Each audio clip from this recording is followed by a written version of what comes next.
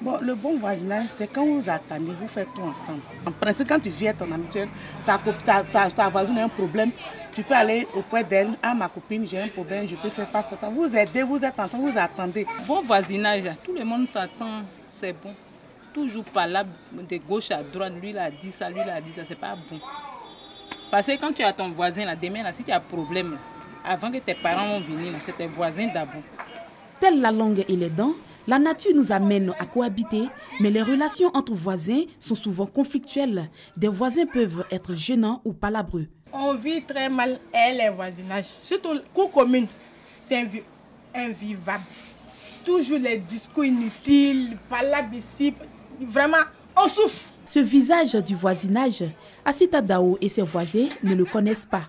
Chez eux, à Abobo, l'entraide, le partage et la solidarité sont pour ces derniers des valeurs sacrées et l'une des devises est quand il y en a pour un, il y en a pour tous. Bon, depuis 1984, je suis là. Voilà, je vis avec ma petite famille. On vit en paix ici, il n'y a pas de problème. Souvent, ta voisine peut venir te demander quelque chose et puis après, elle ne ramène pas. Mais on prend ça comme ça à cause du voisinage. Riviera Palmeraie, quartier qui rime pour beaucoup avec individualisme ou vit en autarcie, une cité appelée la Cité du Bonheur se démarque des autres. Ses habitants ont décidé de se mettre ensemble pour prôner les valeurs traditionnelles de fraternité, de partage, de solidarité, avec pour socle la communication. À l'origine, les peuples africains, c'est la solidarité. Mais on a voulu embrasser le comportement européen, mais qui en réalité ne nous va pas. Quand on organise les manifestations, cet esprit de bon voisinage, cet esprit d'entraide, cet esprit de solidarité, on voit que ça sied à tous. Tout le monde aime ça. Donc en réalité, on a des comportements qui en réalité ne sont pas les nôtres. Parce que l'individualisme, en réalité, nous, ce n'est pas notre affaire. L'individualisme, ce n'est pas notre affaire. Le 15 novembre qui commémore la Journée nationale de la paix a été l'occasion pour se dire « Voisin, tu es mon premier parent ». Cette vie communautaire, ils avaient tous à cœur de la partager et ils en sont heureux.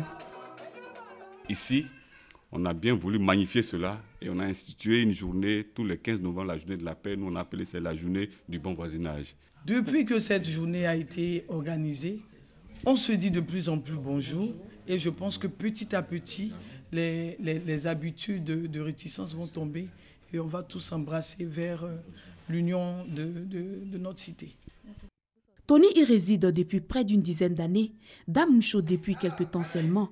Les deux font l'expérience du bon voisinage. On a essayé de s'adapter et de s'intégrer au mode de vie de nos voisins qui étaient nos prédécesseurs. Et du coup, c'est allé de faire. Mais le bon voisinage, ce n'est pas toujours parfait. Pour certains quartiers que je connais, où les voisins ne se disent même pas bonjour, je peux dire que j'ai eu une chance vraiment d'être dans cette cité. La convivialité, vraiment ça se passe très bien. On a beau avoir de l'argent, on a beau être ce qu'on est, certes, mais quand tu as un problème, mais c'est ton voisin d'abord que tu fais appel, avant que tes parents n'arrivent. La jeunesse de la cité, principale bénéficiaire de cette cohésion, entend la vulgariser et la perpétuer. Accueil chaleureux, générosité, bisous et accolades sont devenus des gestes simples qui s'exécutent avec passion et joie. Cette générosité des habitants de la Cité du Bonheur est reconnue même au-delà de la commune. Elle a attiré cette dame menacée de quitter sa maison pour loyer impayé. Elle espérait avoir une oreille attentive et elle en a eu. Elle est repartie soulagée. Des palabres peuvent exister, mais tous reconnaissent les bienfaits du bon voisinage.